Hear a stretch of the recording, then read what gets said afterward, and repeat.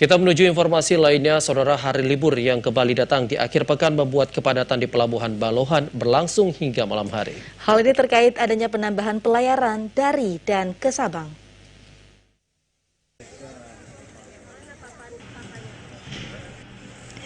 Adanya libur nasional Hari Raya Waisak hingga hari ini berdampak terhadap meningkatnya kunjungan ke Sabang.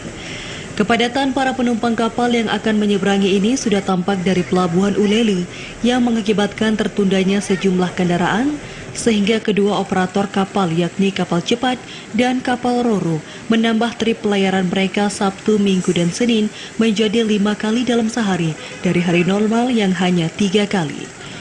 Penambahan ini berdampak terhadap kepadatan aktivitas di Pelabuhan Balohan Sabang yang berlangsung hingga malam hari.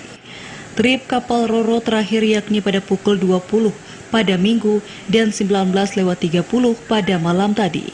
Sehingga hingga pukul 22 waktu Indonesia Barat, aktivitas di pelabuhan masih berlangsung. Kapal BRR, kapal terakhir, keberangkatan terakhir jam 19.30. Kalau kita lihat ini kondisi di suasana pelabuhan masih ramai Kak yang akan berangkat terakhir. Ya, kalau keberangkatan jam sampai 4 kali trip ini lumayan lah. Dibilang ramai enggak, tapi udah standar. Amatan TVRI sebagian besar wisatawan ke Sabang berasal dari Sumatera Utara, Aceh, dan sebagian Pulau Jawa. Namun ada pula warga Sabang yang kembali dari luar Sabang menghabiskan akhir pekan untuk liburan. Semoga kedepannya lebih disiplin lagi dalam proses atau kegiatan perjalanan dari arah Sabang ke Banda Aceh maupun sebaliknya. Trip kapal Roro hingga Senin berlangsung 5 kali penyeberangan dengan waktu bervariasi.